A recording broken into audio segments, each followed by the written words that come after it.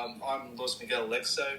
I'm the Managing Director and Co-Founder of BrickVC Projects. We tokenize Australian real estate properties, focusing on Australia, particularly our state of Queensland here in Brisbane, Gold Coast and Sunshine Coast. So this show, What is Real Estate Tokenization, is about providing education and awareness in terms of what's happening in the tokenized real estate world. And try to sort of bring some fundamentals. Today we're very fortunate to have Scarlet on from Robinland. She's the CEO of Robinland. So welcome, Scarlet. Really appreciate making up time to be our special guest today. Yeah, thanks so much for inviting me. Really excited to be here. So it's really funny because we actually held a tourist space 2 weeks ago or a week ago. And that was on tokenization of real estate and real asset on chain as well. And we had a few other projects working in the same space: Balcony, Honeybricks, Theopetra. And BrickVC was one of the listeners and asked a huge amount of really great questions. And we're like, wow, they really understand tokenization of real estate. It turns out they work on the same field.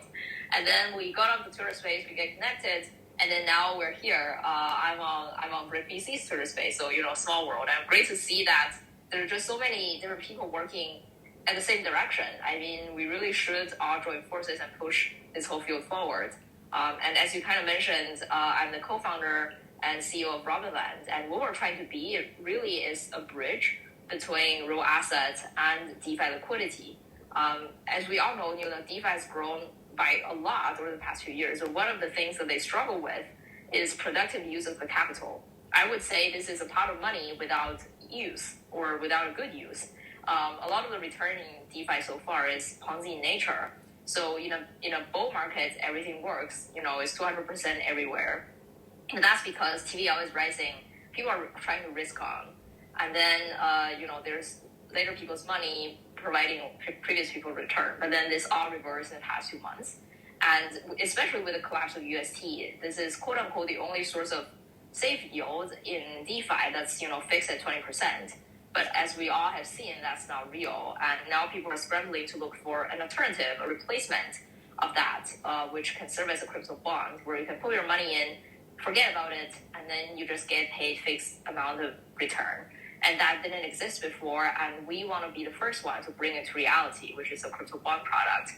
And it's fundamentally because we have really high quality of assets that are, first and senior loan real estate debt, with land as collateral, with really great developers developing a building in central locations such as Brooklyn, New York. So this is the kind of asset that we're talking about, and that's why our 8% is actually fixed. It's a passive income, the kind of invest and forget kind of product.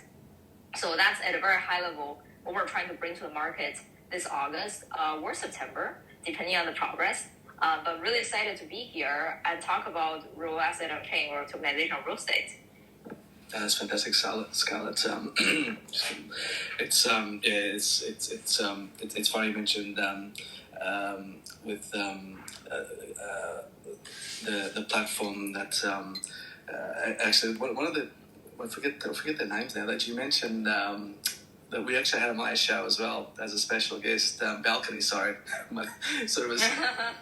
We actually had Balcony on our show a few weeks ago, actually. And again, as you said, us all obviously educating, doing our piece to bring people mainstream in terms of the benefits and that blockchain has to offer in the new world of because obviously we know how bad the clunkiness of the financial systems are. Doesn't matter whether you're in the US or Australia, it's all over the world, I think. And hence what obviously Scarlet, with terms of what you're doing and what we're doing and our colleagues are doing, trying to actually provide these opportunities for people in the new world.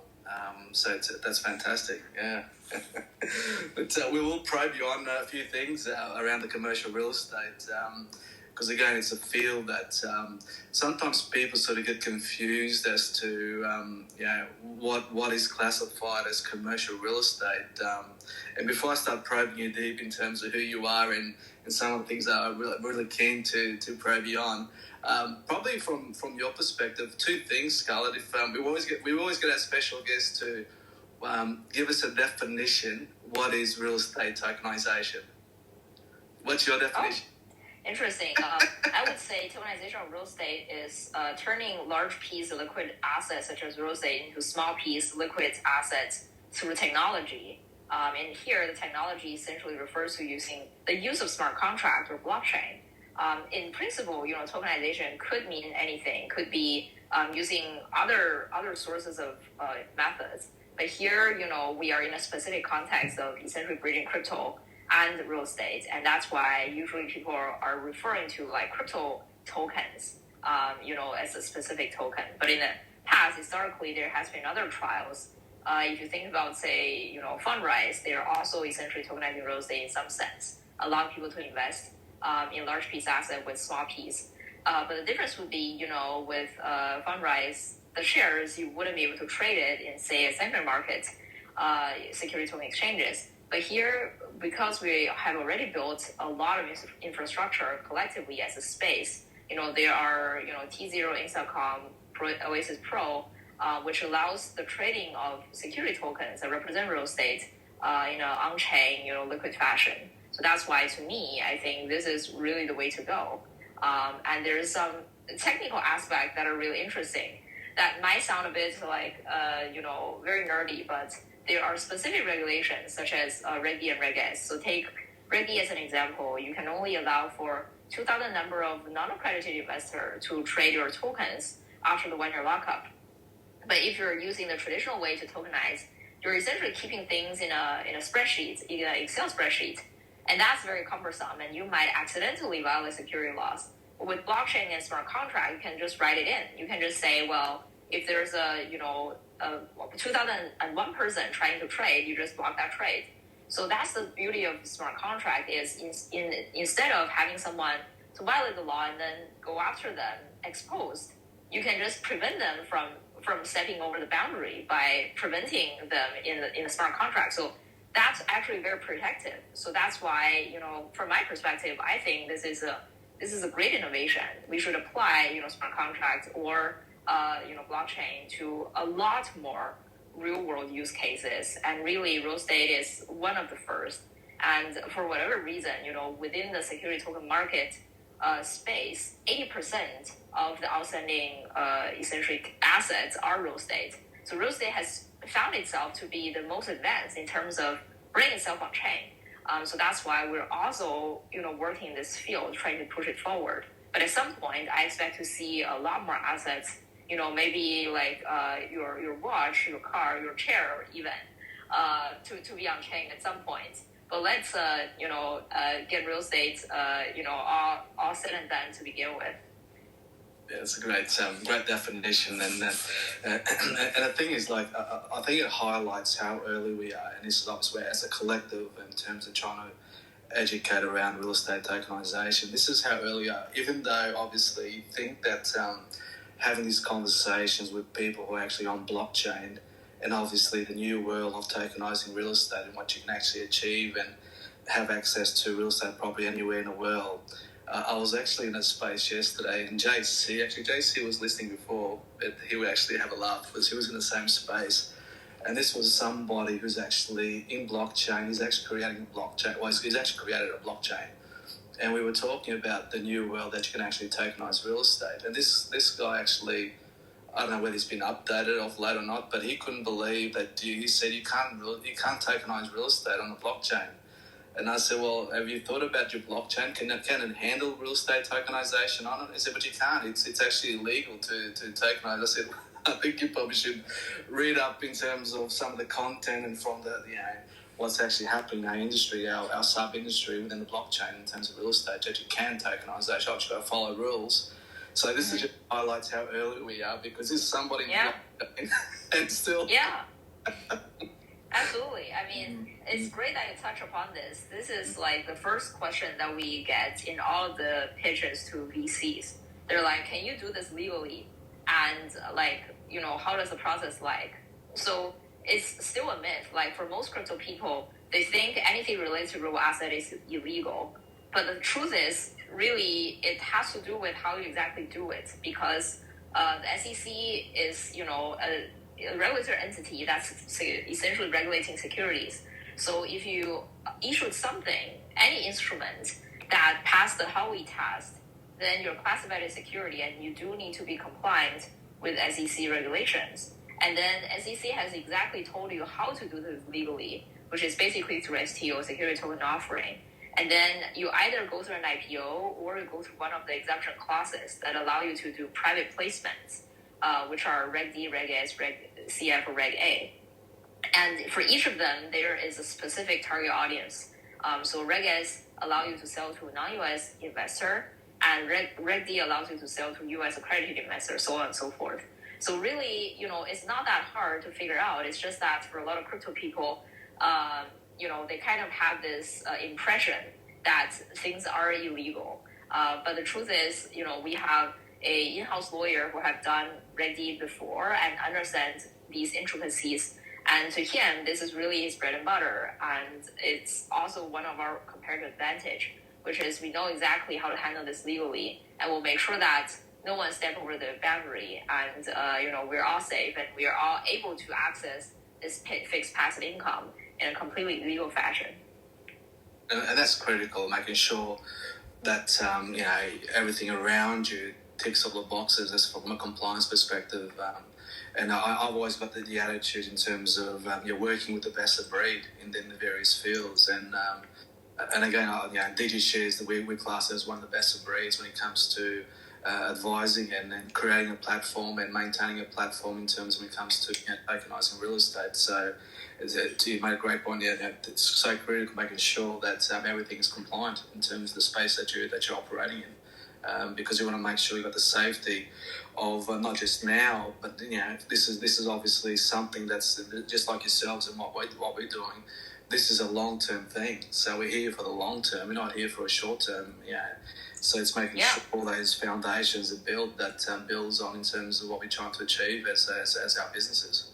Yeah, you're exactly right, because when you're tokenizing any real asset, anything related to people's life, you're talking long term, because within crypto, within DeFi, there are ways for you to work on a project for like a few weeks or months and then disappear. But that's not the kind of infrastructure that we're trying to build. Like, in order to be an infra, you need to be talking about 5 years, 10 years, decades.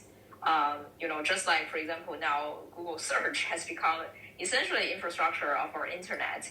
And that's why when we think about essentially legal and things like that, we want to make sure we're not only just dealing with one project or a few, but we're in compliance with the current legal structure and future changes in legal structure going forward. And we are fully positioned to be able to accommodate that with in-house expertise that know this really well. So you're exactly right. We're in this for the long haul, basically.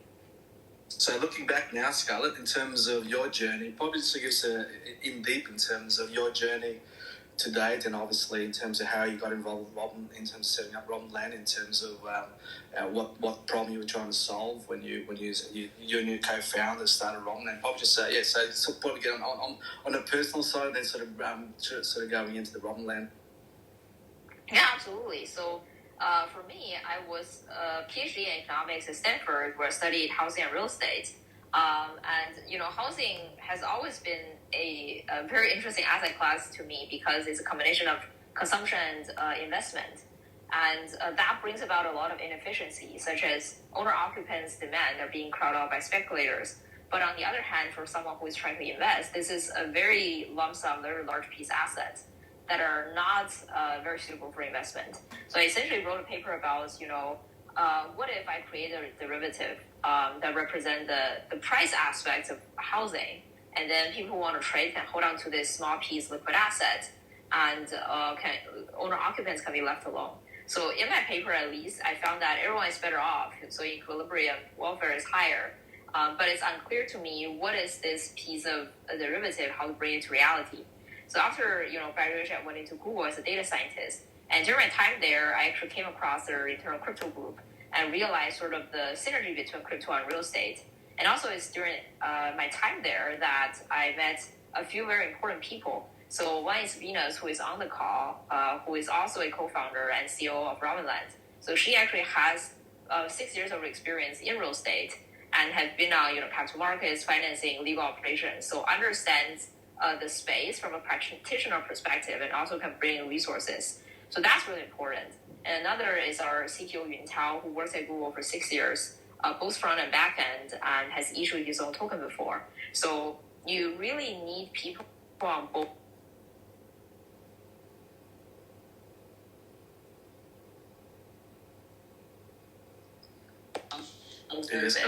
Yeah. So, the reason why we decided to do this is we realized, all right, we actually do have expertise, on real estate, on legal, on operations, on tokenization, on tech. And that's why we're confident enough we will be one of the best teams to work on this. Because when we look at our competitors, a lot of them are either purely from the real estate, world, very traditional, or purely from the crypto world, and don't really understand the real asset operations. So that's why we're like, okay, no matter what, we are a team that's best suited for this, and let's do it. And there's another person that we met during that time, which is someone relatively high up at MakerDAO. So MakerDAO, is one of the biggest stablecoins providers, and their stablecoin DAI is actually one of the only two that didn't unpeg during the collapse of UST. So this can show you really the fact that, it's a very solid system. So Maker historically has been using ETH to back DAI with over-collateralization. But as we all know, crypto assets are very volatile.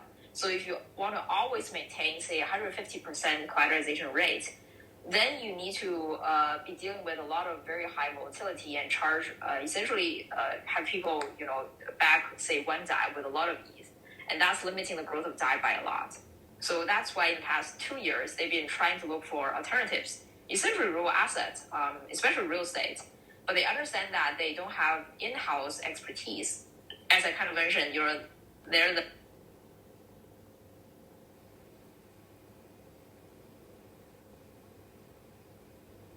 sorry about that, but so they're essentially trying to look for someone from external, providing them high quality asset, handling all the underwriting, operations and legal.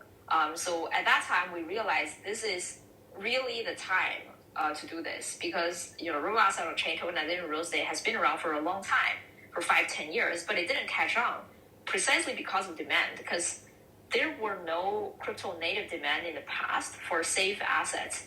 But now as the field, are getting mature, people have realized, we can't just deal with the 200% APR product or the extremely volatile assets, and it just doesn't complete the system. So if Maker actually wants this and they're able to provide us liquidity at extremely low rate, then yeah, we should definitely do this.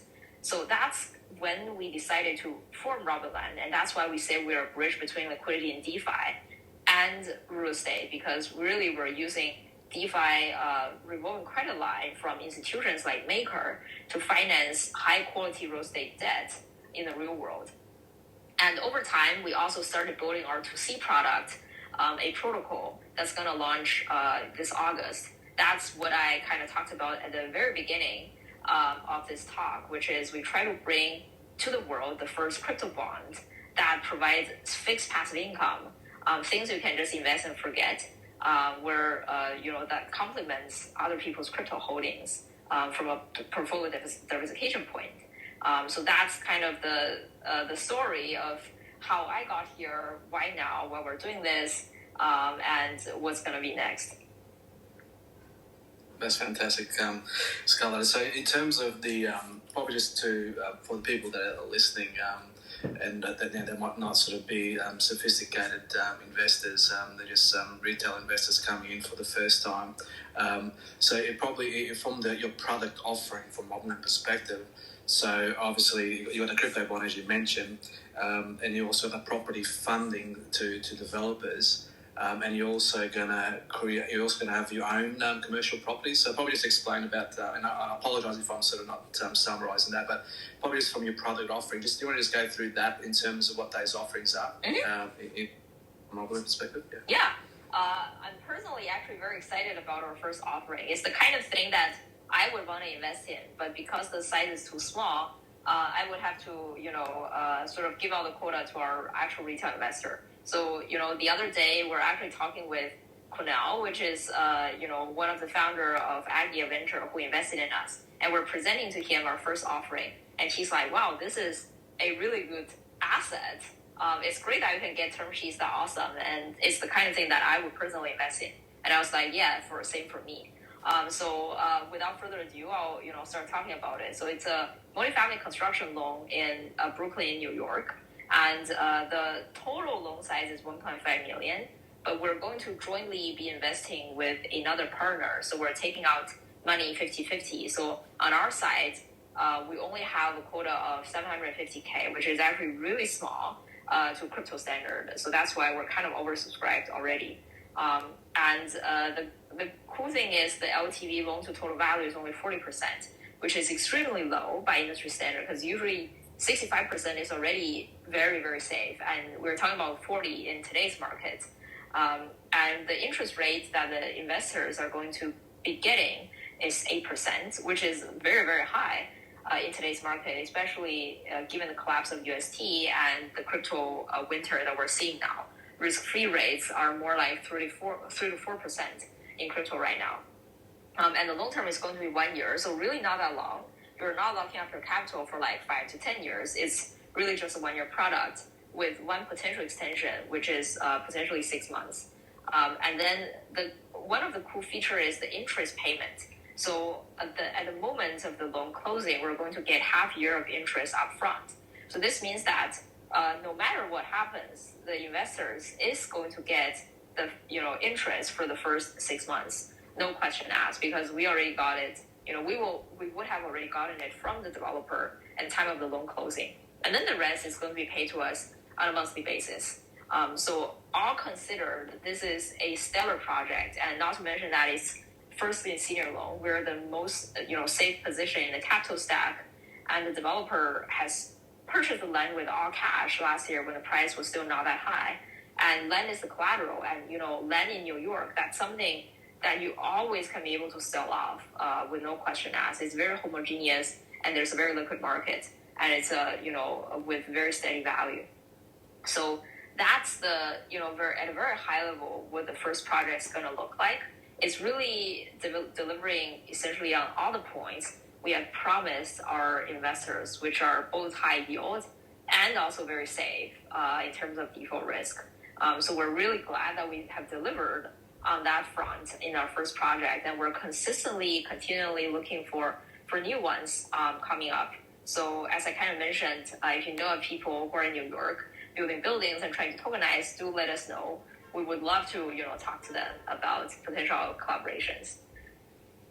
Yeah, that's fantastic. Again, as the reason that one of the main reasons, critical reasons, were the problems we were trying to solve was to get away from the clunkiness of the financial systems of the banks that continue to be clunky. So hence where we are today from our perspective, and it's fantastic to hear what you're doing, because I've talked to many developers in terms of their challenges to trying to get finance, and we all know how it doesn't matter what country you're in, there's always the same challenge when you're dealing with the banks, and just the process it takes, and then if you don't fit within the box, you gotta go elsewhere. And again, it'll continue to be even harder for any developer that's trying to get a project going, because obviously you're talking about pre-sales, and what it's all like. And you guys have a massive gap in the market there in the new world, be able to fill that massive gap in the market where developers are frustrated, and how they can actually access and have people who actually know the space very well, like yourselves, to be able to provide that funding. So you actually, fantastic for a developer, fantastic for an investor who's totally. Return. I totally agree with what you said. As I kind of mentioned, the reason why we're doing this is because there's polling from us on both sides, not only DeFi wanting safe assets, but also real estate or developers wanting alternative source of financing. As you mentioned, dealing with the banking sector is just a pain in the neck everywhere across the world, because banking is the most regulated industry in any country. And that's why for a bank, sometimes they just can't work on certain assets, not because they don't want to, but just because of certain bells and whistles. And also for a bank, their operational cost is just really high. So they will prefer to look at larger projects in size. It's the same as a VC wouldn't invest in a project for like $5,000. It's just same amount of due diligence. So why would you bother with the smaller ones? So it totally makes economic sense, but it also means there are 20 to 30% of large developers who are so rich that they don't need financing, but banks love them and just want to lend them money. And then there's 70 to 80% of smaller guys that just couldn't get bank financing, not because they're worse, just because they're smaller. So that's the market that we're talking about, the $1 trillion of private credit market in the US, and of course much larger when considering the whole world.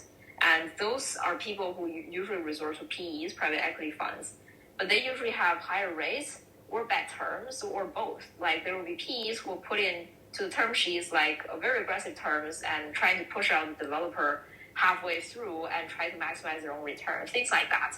So this is a real pain point across the world, as you mentioned. And that's why we're trying to be an alternative to them that provides faster and cheaper financing, because we have smart contract, we have blockchain, we have a secure technology, for example, Maker being able to print out stablecoin.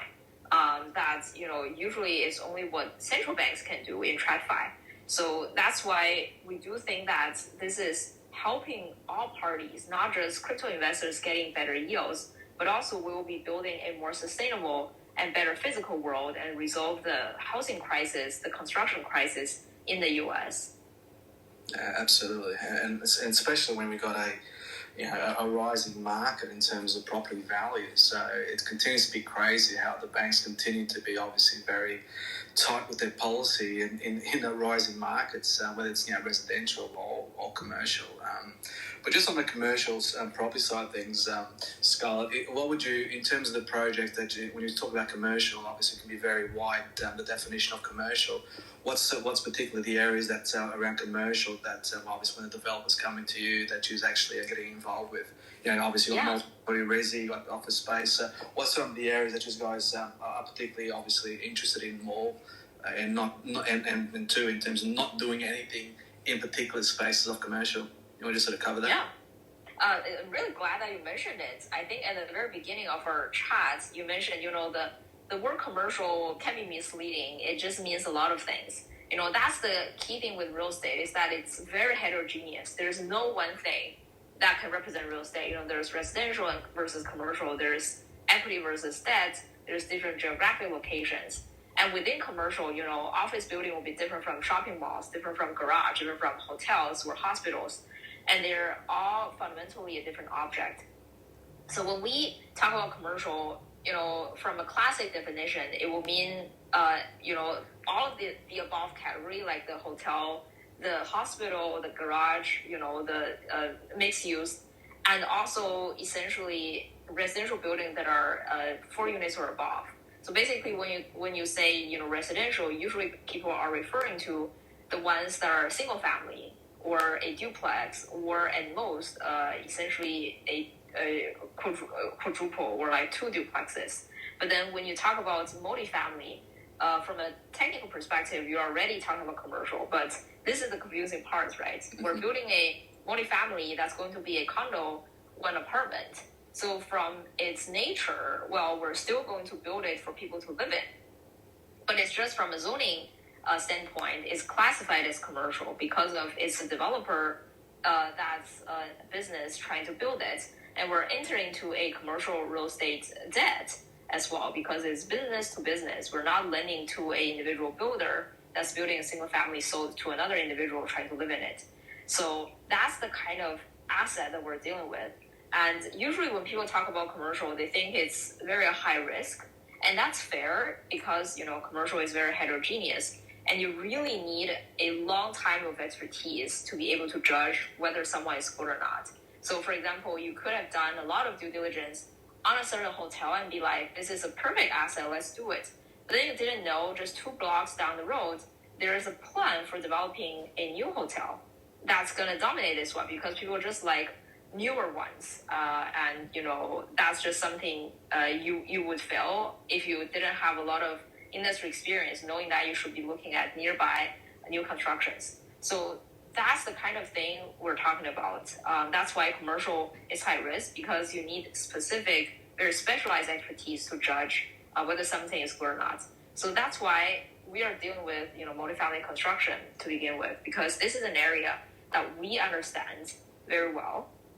And we believe that, there's a outsized return given its risk, given our expertise. So Venus, for example, have worked in this space for a long time and also know of the founder of a real estate PE firm in New York with 6 years of track record and zero default. And they've onboarded 64 different private placement funds or Reg D before. And we are working with them because we are very well integrated into the whole network. We understand everyone on the essentially whole value chain, like from this PE to its the developer partners to even the people supplying, say, glasses or concrete to them. So that's why to us, even though to an outsider, a construction loan or construction financing might be very high risk, to us it's actually very low risk because we're plugged in, we understand the people, we understand the network, we see their track record, and we have done similar projects before, and our real estate PE partner have also done similar projects before, and they're all successfully exited with very high yields, such as 7 to 9%. So as I mentioned, it's all relative, and the really differentiating factor is whether or not you have specific knowledge on the team to support the kind of activity you're financing. And that's critical. And knowing the people around you involved in all aspects, it makes such more. You get more comfortable in terms of what you're proposing, and I think that's a really critical point there. Because for us, it's always about the people. For us, it's about having great people around us in all different spaces who are best of breed, and knowing the insights of it all. I think just makes things so much more clear when you're then obviously proposing, putting something in front of somebody. And that's such a critical thing in terms of what you just said, knowing the people that's involved in terms of who you're doing business with. I got a question for you, Scarlett. You said you're mentioning around focus around New York in terms of the properties. I was there 10 years ago in New York on a family trip. Is there good coffee now in New York? Because you couldn't find any good coffees 10 years ago. I think it really depends on what you define as good, right? People have different standards. I'm someone who treats coffee as commodity. So unfortunately, even though I have a lot of passion for real estate and each piece is different to me, like coffee is something that, I just use to wake myself up so that I can work more on real estate. But I do have team members such as Venus also on this call, also in New York. So as I mentioned, Venus is a co-founder and the COO of us. And if you want to ask for a coffee recommendation, definitely go to her because she prides herself as a real New Yorker, even though she has only been in New York for a few years, but she just loves New York so much. So I'm sure she can find you a proper coffee next time you're here. Yeah, the best of the worst that I found there was Starbucks, and that was bad. That was a bad coffee. We love our coffee in Australia. We're a bit of a coffee snobs in Australia, so I do enjoy good coffee. But and a good friend of mine ended up actually setting up a coffee. He took his model out there from Brisbane, and he's actually based in Brooklyn. So I know there is some good coffees going around there now. I thought I'd ask in terms to see what your experience has been with coffee over there in New York. I got cut off a bit. All right, I think I'm back. Yeah, good. I can hear you. Clear. That's great in terms of your cover. So the point you made in terms of, obviously we're talking about New York, what's sort of the geographical locations in addition to New York that you guys are sort of focusing on?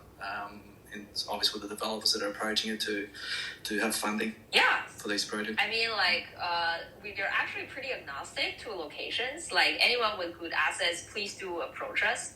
One thing that's limiting is regulation for sure. So say, for example, if we want to finance something in China, that's just a completely different regulatory scheme than the one we're dealing with, say, in the West or in the US. So that's why, to begin with, we're more focused on US or Canada or other developed countries to begin with. So New York definitely is our home base, and it's also a stabilized market, which is why it's easier to price a loan or a piece of land. Also, New Jersey is something we look at. These are adjacent to New York, so it's much easier. And also, there's a lot of developers who do both New York and New Jersey. And funny enough, there's a lot of LA developers who reach out to us. So like it or not, New York and Los Angeles are two of the hubs for real estate in the US. So this month, at the end of July and beginning of August, Venus is actually coming over to the Bay Area, and we're going to drive down to LA together to meet a lot of different real estate developers because a lot of them actually want to supply products to us. And we also have a project lined up from Vancouver. This is because our head of real estate BD, Helena, she's based in Canada. And she has worked in real estate also extensively, Bank of America Merrill Lynch real estate desk, investment banking side, and Tricon on the buy side. And she's very well connected in that space, especially in Canada, and is sourcing us deals, that's Canadian based. So those are a few geographic locations that we're looking at. But again, we're very agnostic to locations as long as we can find good projects, trustworthy partners, like developers or PEs that we can jointly invest with. So is Australia on the cards sometime in the future? Yeah, absolutely. In terms of would love to. I personally actually haven't been to Australia yet, so I would love to go there and have you introduce me to the good coffee, in Australia, and also hopefully alongside some other good projects. So that's definitely on our roadmap. I'll have to find you an excuse now to come over here. Yeah, absolutely. Actually, just as a side note, that there's my good friend of mine who actually started roasting coffee here in Australia around 15 years ago. Sold out and actually took his model to New York, Brooklyn. So probably for those ones that do live around Brooklyn probably know Abbotsford Road coffee roasters. They supply coffee to a lot of the cafes around New York and Brooklyn. So wow. Check out that Abbotsford Road. Definitely introduce us, and we'll visit their roaster. Would love to try it. Yeah. I think you'd enjoy a good coffee there. But that's great to hear in terms of that Australia's also on the cards for you, because I think because obviously we're dealing with more developers, more obviously on the residential side, so they're the ones that obviously we're buying properties from, and so for us, I see the challenges that the developers are having here with the banks, and even though they've got great balance sheets, but at the end of the day, there's still the clunkiness and their challenge. So, yeah, that's great to hear in terms of that Australia is actually also on the focus for you sometime in going forward. So, in terms of with your model, Scarlett, so we go back onto the side of the investor side. So are you looking at institutional and retail, a blend of both, or just institutional investors? What's sort of the target market for you? Yeah, this is a great question. Actually, both. I would say, you never say no to money. Only half joking. So the reason why I say both is because we started out wanting to get liquidity from Maker, and MakerDAO apparently is a very large institution, maybe one of the largest in providing a stable coin that's backed by real assets. Similar to Maker, there's also Frax and maybe now Aave that's doing something similar. So if we get money from them, the good thing is they can provide us capital at very low cost because they can mint out their stablecoin without any additional cost, unlike banks that need to pay interest on deposit. So if we get money from them, we can be very competitive when trying to lend it out to developers. So that's one source of capital.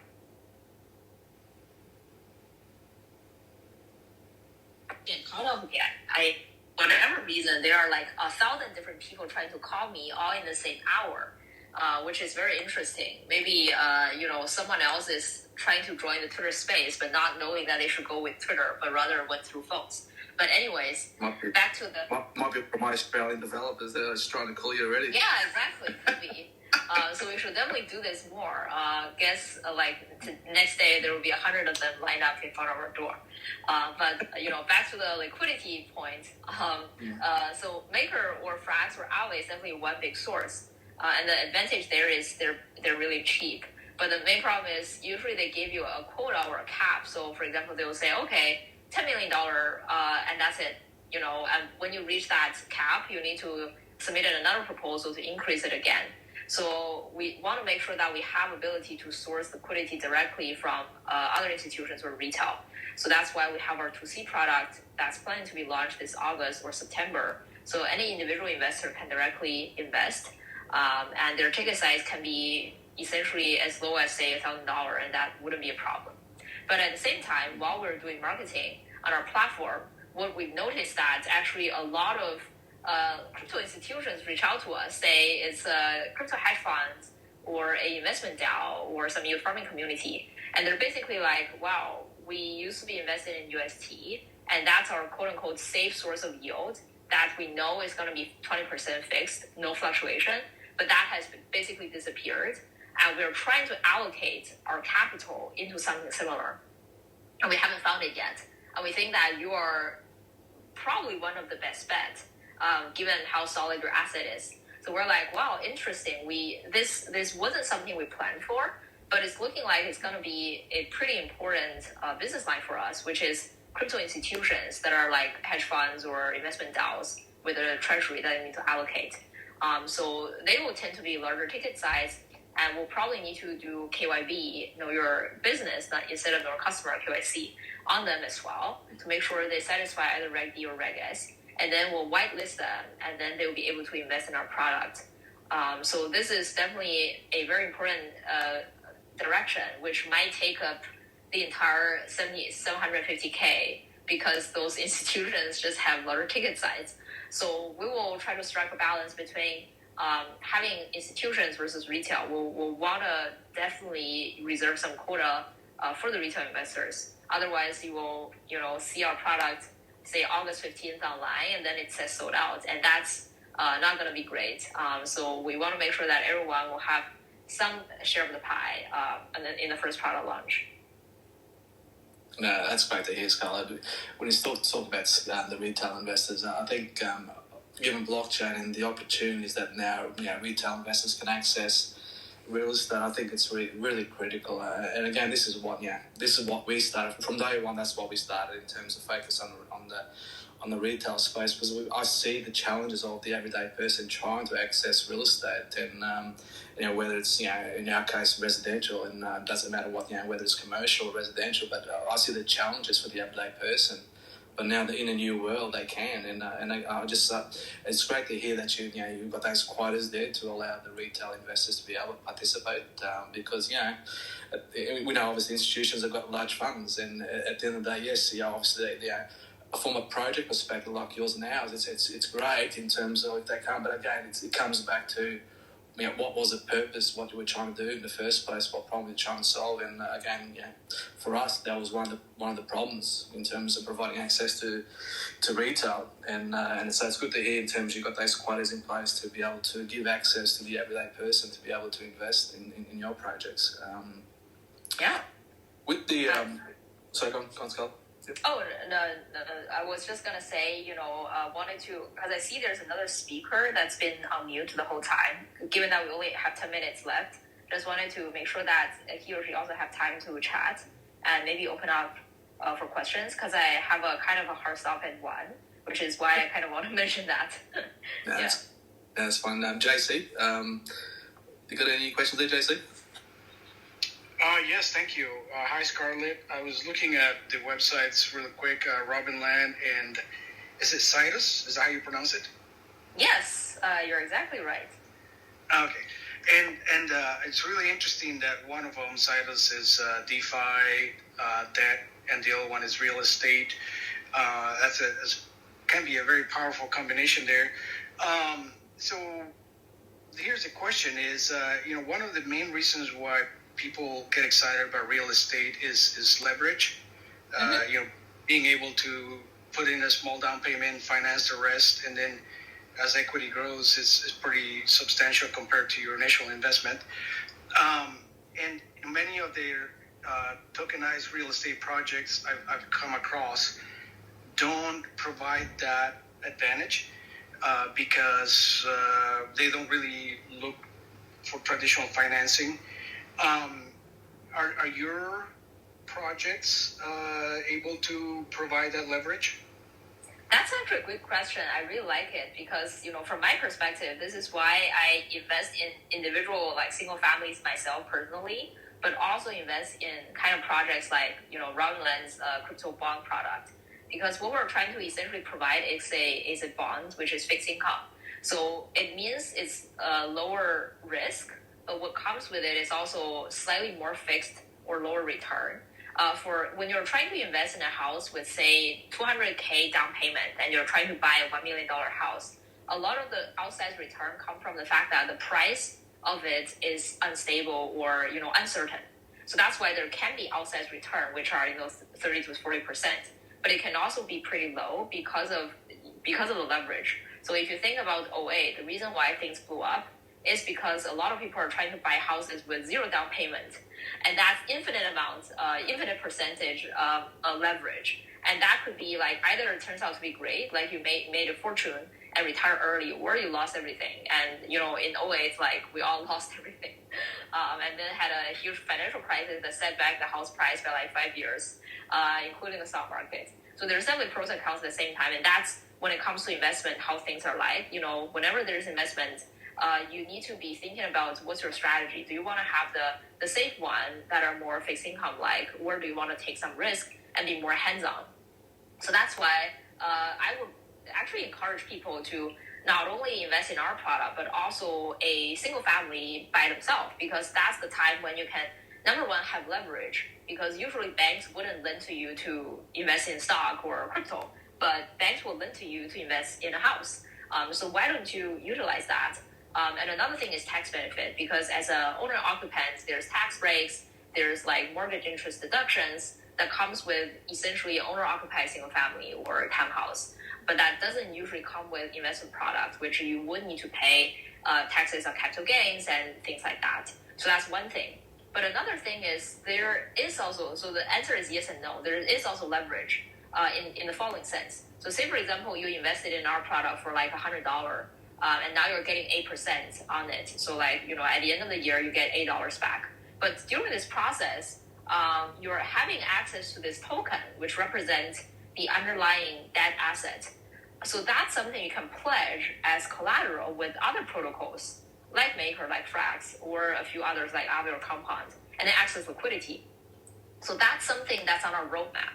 We're not integrated with them yet on that front, but that's something that we will want to build down the road, say in the next year or 2 or 3. This means that people can lever up, because you're not only getting the fixed return, but you can also pledge the collateral or capital into some other protocol and get liquidity from them. And with that liquidity, you can then reinvest in either our product or something else, and then take that capital and then pledge again. So you can already see there is a loop, right? And then you're just piling on and leveraging up, and then your return will be high. So again, this allows you to have leverage. But what if one of that chain blows up, and then all of a sudden you get a margin call? Then you need to come up with cash to unravel this whole chain. So there's definitely pros and cons of each, and it's totally up to you. But we will want to be able to provide you the option to do it when we have that capacity, maybe 1 or 2 years down the line. Right. Okay. Well, for whatever it's worth, I've been looking at the various platforms that provide real estate tokenization, and I have not yet come across one where you can take advantage of the leverage, like in a traditional sense.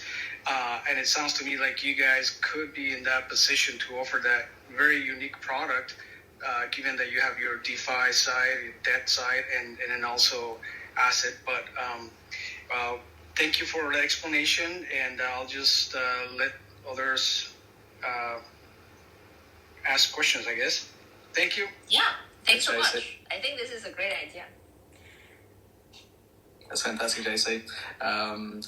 Probably as we sort of start to wrap up, Scarlett, probably from a closing perspective, if there's no more questions, from a closing perspective from you, probably sort of share with, again, what's sort of the long-term vision for you, and obviously with Robinland in terms of where he's going as part of that vision, and any sort of closing comments from you. Yeah, absolutely. I think in terms of long-term vision, we want to be an infrastructure or essentially public good at some level for liquidity in crypto and real assets in general. So what I see is crypto is something that is a great technology that's looking for use case. The technology blockchain or smart contract has been around for like 10 years, and everyone knows that it's disruptive. It's fundamentally changing the game, just like when we first saw, the computer in like 1970s or 80s, or mobiles in like early 2000s. But for the first few years of a new thing like that, usually people are just struggling to find use cases. Like, okay, I have now a great tool, but what do I apply it to?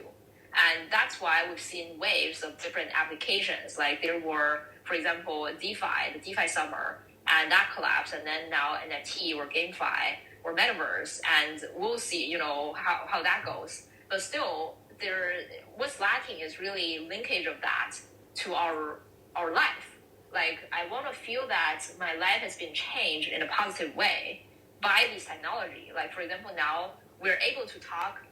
Even though you're in Australia, I'm here because of smartphone, because of the internet, because of Twitter, for example. And that's really impacting my life in a positive way. But for blockchain or smart contracts, for the majority of people, they haven't felt it yet. Like to them, really, this is a meme or just a speculative instrument that you can lose all your money in. And that's not right. And what we want to make sure is that we find some good use cases for blockchain, for crypto, for smart contract going forward in the next 5 to 10 years. And one approach would definitely be to allow the liquidity, the $2 to $3 trillion of market cap of crypto that's locked right now in its own currency, in its USDC or DAI or whatnot, to be flown into our real economy that's helping to build buildings that change how people live or resolve the housing construction crisis, or vice versa, allowing high sustainable yield be flowing into DeFi. So this is the kind of thing that we're beginning with. But really, the overall theme, the big theme, is trying to find productive uses of this technology to change people's life in a positive way in the next decade. Yeah, that's fantastic. We, as I said, it was so early, but again, it's but the massive uptake that's happening right now. It's I know if we go back to the internet, if we go back to 92 when we started, what was a website, 92, and I still remember vividly.